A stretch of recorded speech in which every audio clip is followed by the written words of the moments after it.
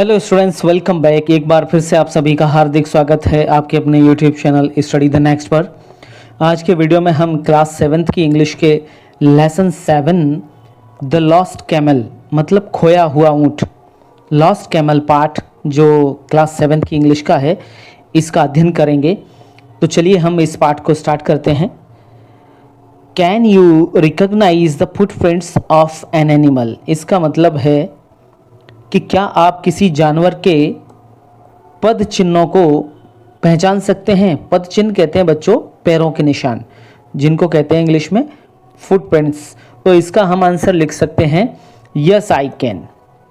इसका आंसर लिख सकते हैं yes I can recognise the footprints of some animals. हाँ, मैं कुछ जानवरों के पैरों के निशान पहचान सकता हूँ, क्योंकि बच्चों जनरली हम पैरों के निशान जो जानवरों के रहते हैं उनको पहचानते ही हैं, और कुछ पैरों के निशान हम जानते भी हैं, जैसे कि हमारे आसपास हाथी है, ऊंट है, गाय है और मनुष्य के पैरों के निशान। तो इस प्रकार हम कुछ फुटप्रिंट्स जानते हैं पहले से। चलिए बच्चों दूसरा क्वेश्चन देखते हैं। See the sketches of these footprints and find out who they belong to. इसका मतलब है कि ये जो स्केचेस दिए हुए हैं, पैरों के पद चिन्हों के या पैरों के निशान जो दिए हुए हैं, इनके ये स्केचेस हैं। इन स्केचेस को पहचानना है, देखना है, एंड फाइंड आउट, और ये पता करना है हु दे बिलोंग टू, कि ये किससे संबंध रखते हैं। तो बच्चों इसमें जो पहला है ये फुटप्रिंट, ये जो दिख रहा है ये तो मनुष्य का फुटप्रिंट है, और ये शेर का हो सकता है, और ये फुटप्रिंट कैमल का हो सकता है, और ये जो फुटप्रिंट है ये हाथी के पैर का हो सकता है, और ये बतख के पैरों का फुटप्रिंट्स हो सकता है।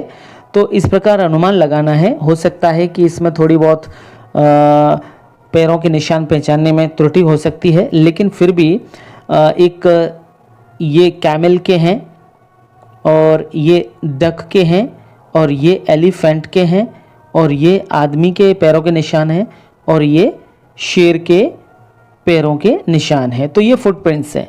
क्वेश्चन नंबर तीसरे में यही कह रहा है कि choose from the given words. ये जो नीचे वर्ड्स दिए गए हैं, इन शब्दों में से इनको छांटना है, and right them in a blank spaces. और ये बच्चों यहाँ नीचे इनके ब्लैंक स्पेस दिया गया है, उसमें इनको लिखना है। तो चलिए लिखते हैं। पहला है हमारा मैन, मैन मीन्स आदमी। ये जो फुटप्रिंट है बच्चों ये मनुष्य के पैरों के निशान है।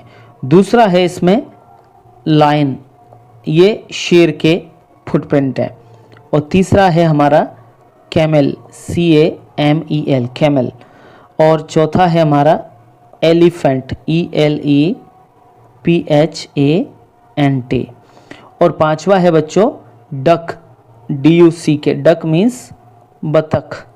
तो इस प्रकार ये हमने इनको लिख दिया। तो ये फुटप्रिंट्स जो थे उनको हमने खाली स्थानों में उनके नाम सहित समझ लिया। अब हम जो लेसन है उस लेसन को स्टार्ट करते हैं। चलिए प्रारंभ करते हैं। सबसे पहले पढ़ते हैं। 2 merchants were searching for their lost camel in a desert। Desert कहते हैं बच्चों रेगिस्तान को, जहाँ पर रेत ही रेत पाई जाती है, उसको क्या कहते हैं, डेजर्ट। तो 2 merchants मतलब 2 व्यापारी, सर्चिंग मतलब खोज रहे थे, फॉर देयर लॉस्ट कैमल उनके खोए हुए ऊंट को, इन अ डेजर्ट। इसका मतलब है कि 2 व्यापारी अपने खोए हुए ऊंट को एक रेगिस्तान में ढूंढ रहे थे, तलाश कर रहे थे। They met an old man on the way. तो उन्हें रास्ते में एक बूढ़ा व्यक्ति यानी वृद्ध आदमी कह सकते हैं मिला, एक वृद्ध मिला, वृद्ध व्यक्ति या बूढ़ा व्यक्ति मिला। कह सकते हैं कि वो रास्ते में जब जा रहे थे तो उनको रास्ते में एक बूढ़ा व्यक्ति मिला, या वो चलते चलते एक बूढ़े आदमी से मिले। तो यहाँ पर हम इसको वृद्ध आदमी कहेंगे या वृद्ध कहेंगे। दे आस्क्ड हिम, वो जो दोनों मर्चेंट थे, दे मीन्स वे दोनों मर्चेंट, उन्होंने उससे पूछा। किससे? हिम मीन्स उस वृद्ध आदमी से या वृद्ध से पूछा, क्या पूछा? वेदर कि he had seen a camel, कि क्या उसने कोई ऊंट देखा है या उसने किसी ऊंट को यहाँ पर देखा हो, तो वह आदमी उन दोनों मर्चेंट्स को ये बताए। पैराग्राफ चेंज होता है। The old man in turn asked more questions. अब क्या हुआ बच्चों कि जो वृद्ध आदमी था उसने इसके बदले में, इन टर्न मीन्स इसके बदले में प्रश्न पूछ लिए। उल्टे उन्हीं दो मर्चेंट से प्रश्न पूछने प्रारंभ कर दिए। कैसे? Is it an old animal, क्या वह जो आपका जानवर था वो बूढ़ा जानवर है? ही आस्क्ड, उसने कहा कि आपका जो जानवर है क्या वह बूढ़ा है? The owner said it was, हाँ, तो वो जो मालिक थे उन्होंने कहा कि हाँ ये बात सही है, जो आप कह रहे हो वैसी ही बात है कि वह बूढ़ा ही था। अब उसने दूसरा क्वेश्चन पूछा, is it lame in one leg, क्या वह एक पैर से लंगड़ा है? आस्क्ड द ओल्ड मैन, जो वृद्ध व्यक्ति था उसने फिर अगला क्वेश्चन पूछा कि क्या वह एक पैर से लंगड़ा है? तो the merchants sad it was, तो जो व्यापारी थे बच्चों, वो उन व्यापारियों ने कहा कि हाँ सही बात है, आप बिल्कुल सही कह रहे हैं, वह एक पैर से मतलब लंगड़ा था। अब जो वृद्ध व्यक्ति है, बूढ़ा आदमी, वह तीसरा प्रश्न पूछता है, क्या is it blind in left eye, कि क्या वह जानवर बाईं आंख से अंधा था, यानी उसकी लेफ्ट आंख से अंधा है, उसको एक आंख से दिखाई नहीं देता है और वो भी लेफ्ट आई से। तो the old man asked again, मतलब जो वृद्ध आदमी या बूढ़ा व्यक्ति था उसने तीसरा प्रश्न कर दिया कि क्या आपका जो जानवर है वह लेफ्ट आई से यानी बाईं आंख से अंधा है? The honours were a little surprised, जो दोनों मर्चेंट थे, मतलब वो दोनों मर्चेंट ही ऑनर थे बच्चों, तो जो मर्चेंट थे वो एकदम आश्चर्यचकित हो गए। क्यों? दे सैड, उन्होंने ये भी कहा कि the animal was indeed blind in the left eye, तो उन्होंने कहा कि बिल्कुल सही है कि वो जानवर जो है वह वास्तव में बाईं आंख से अंधा है। और उन दोनों ने ये पुष्टि कर दी कि हाँ आप सही कह रहे हैं कि वह बाईं आंख से अंधा था। Have you seen the animal, they asked the old man. अब उन्होंने, जो व्यापारी थे, उन्होंने उस बूढ़े आदमी को पूछा, वृद्ध आदमी को, कि क्या आपने उस जानवर को देखा है? अगला पैराग्राफ देखते हैं बच्चों। Without answering the old man said to them, बिना जवाब दिए उस वृद्ध आदमी ने, बूढ़े आदमी ने उन दोनों व्यापारियों को कहा कि is the camel carrying wheat on one side of its back, कि क्या वह ऊंट अपनी पीठ पर एक तरफ गेहूं ले जा रहा है, या वो जब यहां से जा रहा था तो गेहूं ले जा रहा था क्या? The owners said it was true, अब जो दोनों मालिक थे उन्होंने कहा कि बिल्कुल सही है, आप सही बोल रहे हैं कि वह एक साइड पीठ पर अपनी गेहूं ले जा रहा था। नाउ दे वर श्योर, अब तो उनको ये पक्का विश्वास हो गया that the old man had seen the animal, कि उस बूढ़े आदमी ने, मतलब उस वृद्ध आदमी ने ही उस जानवर को, मतलब ऊंट को चुराया है, देखा है, ऊंट को, सीन द एनिमल मतलब ऊंट को देखा है, and perhaps taken the goods, और शायद उसका सामान ले लिया है। मतलब जैसे जैसे उस वृद्ध आदमी ने उसके बारे में बताया कि क्या वह अपनी पीठ पर एक तरफ गेहूं ले जा रहा था, एक साइड में पीठ पर, तो इस बात से उन दोनों व्यापारियों को क्या शक हो गया, तो उनको लगा कि शायद इस आदमी ने ऊंट को देखा है और उसका सारा माल या उसका जो सारा सामान है वो इस आदमी ने रख लिया है। द ओल्ड मैन कंटिन्यूड, और फिर से वो जो वृद्ध आदमी था वह बोलता रहा, बताता रहा, क्या isn't the camel carrying Honey on the other side, कि क्या वह जो जानवर था आपका, क्या वह दूसरी ओर शहद नहीं ले जा रहा है?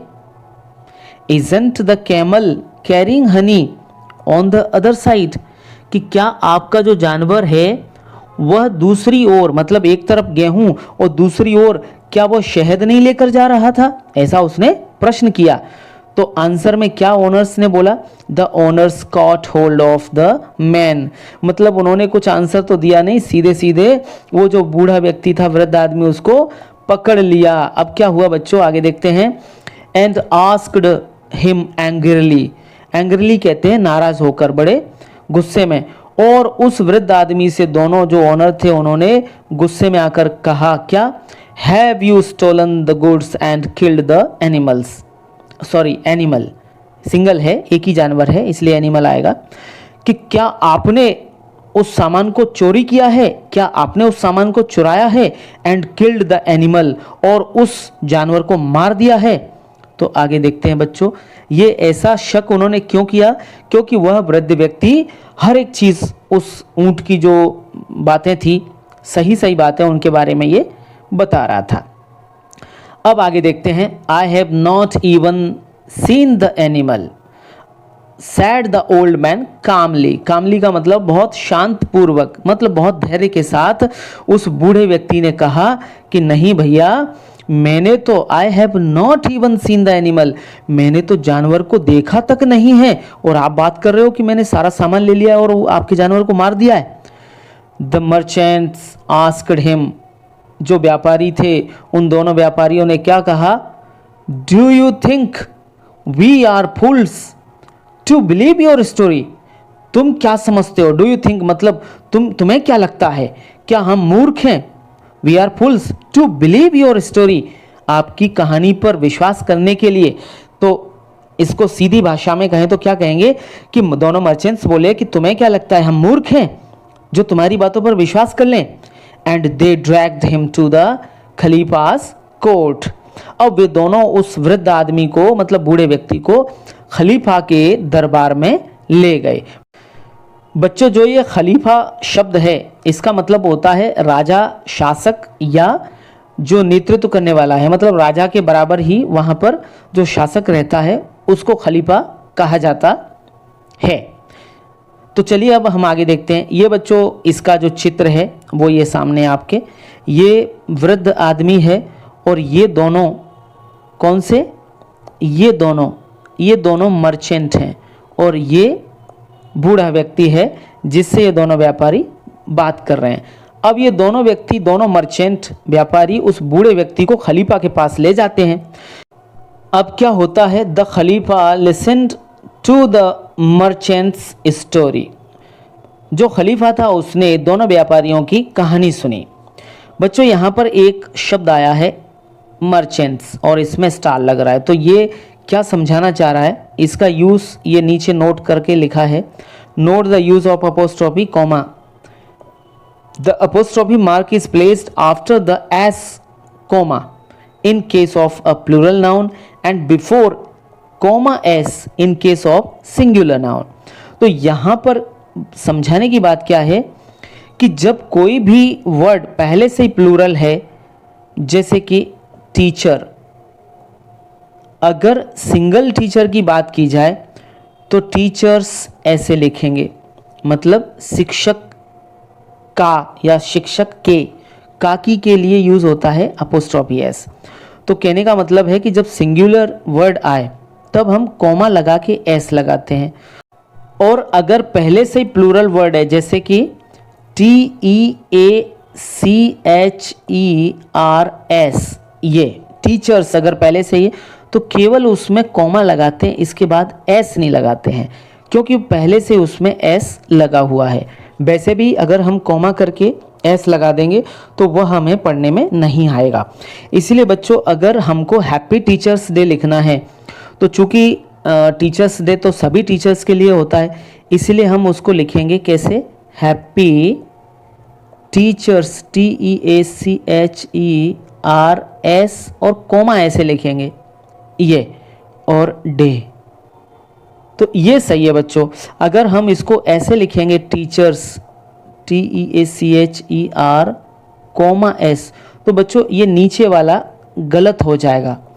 क्यों गलत हो जाएगा, क्योंकि ये सिंगल टीचर के लिए टीचर्स डे हो रहा है और ये सभी के लिए, तो टीचर्स डे बच्चों सभी के लिए होता है, इसलिए हम पहले एस लगाएंगे, उसके बाद कॉमा लगाएंगे, फिर एस नहीं लगाएंगे क्योंकि पहले से ही एस लगा हुआ है।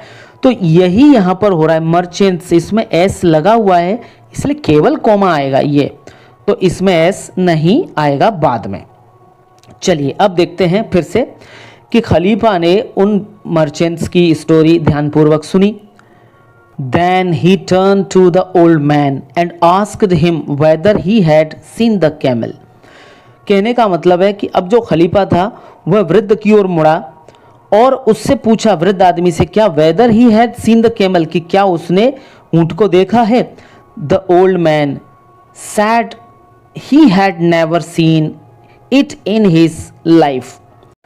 तब वृद्ध आदमी ने कहा कि मैंने तो मेरे जीवन में उसे कभी देखा ही नहीं है, मतलब मैंने मेरे जीवन में कभी नहीं देखा उस ऊंट को। आगे देखते हैं, how do you know the camel is lame in one leg. तो फिर आपको कैसे पता है, आप कैसे जानते हो कि ऊंट एक पैर से लंगड़ा है, आपको कैसे पता कि ऊंट एक पैर से लंगड़ा है। द खलीफा आस्क्ड, मतलब खलीफा ने उसको पूछा कि आप ये कैसे बता सकते हो कि ऊंट फिर एक पैर से लंगड़ा है। आगे चलते हैं बच्चों। I looked at the footprints on the sand, said the old man. जो ओल्ड मैन था, वृद्ध आदमी था, बूढ़ा व्यक्ति, उसने कहा कि मैंने रेत पर उसके पैरों के निशान देखे हैं, मतलब मैंने रेत पर उसके पैरों के निशान देखे। And one of them could hardly be seen, इसका मतलब है कि उनमें से एक पैर के चिन्ह बड़ी मुश्किल से दिखाई दे रहे थे। कहने का मतलब है कि मुझे एक ही पैर के निशान या फुटप्रिंट आसानी से दिखाई दिए, पर दूसरे पैर के फुटप्रिंट्स मुझे दिखाई नहीं दिए। इस आधार पर मैंने बताया कि ऊंट एक पैर से लंगड़ा था। The khalifa smiled and asked why the old man thought the camel was blind in one eye. अब खलीफा मुस्कुराया और फिर दूसरा प्रश्न पूछा। कैसे, क्या पूछा कि why the old man thought, कि आप उस बूढ़े व्यक्ति को यह पूछा कि आपको ये कैसे पता चला कि camel was blind in one eye, कि जो कैमल ऊंट है वह एक आंख से अंधा था। तो इस पर उसने क्या जवाब दिया, देखते हैं। The animal had eaten the leaves of the bushes only on one side of the road. तो उसने जवाब दिया, सैड द ओल्ड मैन, किसने, ओल्ड मैन ने कहा, ओल्ड मैन ने जवाब दिया कि मैंने सड़क के किनारे एक और की जो झाड़ियां हैं, उनकी पत्तियां हैं, तो उनको देखा तो एक ही तरफ की जो झाड़ियां हैं उनकी पत्तियां ही खाई हुई है। मतलब the animal had eaten the leaves of the bushes, केवल उस जानवर ने केवल जो सड़क के किनारे की एक तरफ की पत्तियां हैं उनको ही खाया है, झाड़ियों की पत्तियों को, only on one side of the road.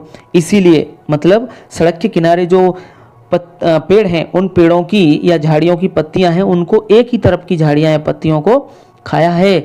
इससे मैं अनुमान लगा सकता हूं कि वह ऊंट एक आंख से अंधा था। तो बच्चों ये जो था अपोस्ट्रोफी एस वाला, ये पहले समझा दिया गया है। अब नेक्स्ट चलते हैं हम। Why did you think the camel was carrying wheat and honey? asked the खलीफा। अब खलीफा ने फिर पूछा, क्या पूछा कि why did you think, आप कैसे जानते हो, मतलब आपने ऐसे क्यों सोचा कि camel was carrying wheat and honey, कि जो कैमल ऊंट था वह गेहूं और शहद लेकर के जा रहा था। खलीफा ने पूछा था कि आपको कैसे पता चला, या आप कैसे सोच सकते हो या क्यों सोच सकते हो कि वह एक तरफ गेहूं और एक तरफ शहद लेके जा रहा था। तो आई वॉज सॉ है बच्चों, ये SAW है। I saw ants carrying fallen grains of wheat from one side of the road. मैंने सड़क के किनारे, मतलब सड़क के एक ओर चींटियों को गिरे हुए दाने, गेहूं के जो दाने गिर गए थे उनको ले जाते हुए देखा है। किसने, सैड द ओल्ड मैन, उस बूढ़े आदमी ने कहा कि मैंने सड़क के एक किनारे पर चींटियां देखी और वो चींटियां गेहूं के दाने ले जा रही थीं। and there were bees flying around on the other side. I suppose, said the खलीफा। खलीफा ने कहा कि आई सपोज, मुझे लगता है या मेरे अनुमान से जो मधुमक्खियाँ थीं वे मधुमक्खियाँ दूसरी तरफ उड़ रही थीं। कहने का मतलब है बच्चों, जैसे ही बूढ़े आदमी ने कहा कि एक तरफ मैंने सड़क के किनारे पर चींटियों को गेहूं के दाने ले जाते हुए देखा, ये बात तो कही किसने? बूढ़े आदमी ने। तो उसमें दूसरी लाइन खलीफा ने मिला दी कि मुझे लगता है अगर ऐसा था तो आपने दूसरी साइड मधुमक्खियों को उड़ते हुए देखा था। ये लाइन किसने बोली? खलीफा ने। इसीलिए शायद आपने ये अनुमान लगाया है कि उसकी पीठ पर एक तरफ शहद था और एक तरफ गेहूं था। यस योर ऑनर, जी मालिक, या हाँ महामहिम, या जी महाराज, सेड द ओल्ड मैन, ऐसा किसने कहा? वृद्ध व्यक्ति ने। योर ऑनर का मतलब होता है जी हुजूर। यस योर ऑनर, जी हुजूर, आपने बिल्कुल सही कहा। द खलीफा then turn to the merchants and said, और इसके बाद खलीफा जो था वो व्यापारियों की तरफ मुड़ा। This man has made use of his eyes to look at things, इस आदमी ने अपनी आँखों का प्रयोग वस्तुओं को देखने के लिए व्यवस्थित किया है। मतलब इस व्यक्ति ने वस्तुओं को देखने के लिए अपनी आँखों का प्रयोग किया है। यू हैव आइज टू, आपके पास भी आंखें हैं। यूज देम, उनका प्रयोग करो। You will find your animal, आपको आपका जानवर मिल जाएगा या आपको आपका ऊंट मिल जाएगा। And he sent them away, और इस प्रकार ही मतलब उस खलीफा ने, देम मतलब उनको, किनको? जो मर्चेंट थे दो और जो ओल्ड मैन था, उन सबको वहाँ से मतलब अपने यहाँ से विदा कर दिया। तो बच्चों यहाँ पर ऐसा लग रहा है कि खलीफा ने उनके साथ में, जो दो मर्चेंट थे उनके साथ में कोई न्याय नहीं किया, लेकिन वास्तव में उसने न्याय कर दिया था, क्योंकि उस ओल्ड मैन ने ऊंट नहीं चुराया था। उसने तो अपनी बुद्धि बल और अपनी आँखों के, यानी अपने दिमाग का यूज़ करके, आँखों का प्रयोग करके उस ऊंट के बारे में बताया था। लेकिन ये दो मर्चेंट्स क्या थे? तो इन्होंने उसको चोर समझ लिया। लेकिन खलीफा की जब ये स्टोरी सुनाई गई तो खलीफा ने समझ लिया था कि इसने अपनी बुद्धि और आँखों के बल के द्वारा या आँखों के माध्यम से ऊंट को पहचाना था कि उसकी पीठ पर क्या क्या है। तो यही बात उस खलीफा ने उन दो मर्चेंट्स को कही कि आप भी जिस प्रकार इस वृद्ध व्यक्ति ने या ओल्ड मैन ने अपने विवेक का और आँखों का यूज़ किया है, उसी प्रकार आप भी अपनी आँखों का सही से यूज़ करिए, अपने विवेक का सही इस्तेमाल करिए, जिससे आपको भी अपना खोया ऊंट वापस मिल जाएगा। तो इस प्रकार बच्चों आपका ये पाठ यहाँ तक कंप्लीट हुआ। इसका एक संदेश बचा हुआ है, कैरेक्टर इज डेस्टिनी। मतलब कैरेक्टर कहते हैं चरित्र को, और डेस्टिनी कहते हैं भाग्य या नियति को। तो कैरेक्टर इज डेस्टिनी, इसका मतलब है कि चरित्र ही भाग्य है या चरित्र ही नियति है। इसका अर्थ होता है कि किसी व्यक्ति का भविष्य बाहरी परिस्थितियों, भाग्य या उसकी पूर्व निर्धारित शक्ति से नहीं, बल्कि अपने अच्छे आंतरिक चरित्र के द्वारा ही उसका कर्म बनता है, और उस कर्म के द्वारा ही उसकी दिशा तय होती है, अपना भाग्य का निर्माण वह खुद करता है। इसीलिए ये लाइन लिखी गई है कि कैरेक्टर इज डेस्टिनी। तो बच्चों इस प्रकार आपका ये पाठ लेसन जो 7 था वह कंप्लीट हुआ। वीडियो आपको कैसा लगा इसके बारे में ज़रूर बताएं। वीडियो अच्छा लगा हो तो वीडियो को लाइक शेयर ज़रूर करें, चैनल को सब्सक्राइब करें और बेल आइकन प्रेस कर दें, जिससे आपको नोटिफिकेशंस भी मिलते रहेंगे। जितने भी नए व्यूअर्स हैं प्लीज़ उनसे भी रिक्वेस्ट है कि वे सभी चैनल को सब्सक्राइब ज़रूर करें, जिससे आपको समय समय पर नोटिफिकेशंस मिलते रहेंगे और आपके पास वीडियोस आते रहेंगे, जिससे आपकी स्टडी आसान रहेगी। नेक्स्ट वीडियो में फिर मिलते हैं हम एक नए लेसन या इसी लेसन की एक्सरसाइज के साथ। तब तक के लिए धन्यवाद।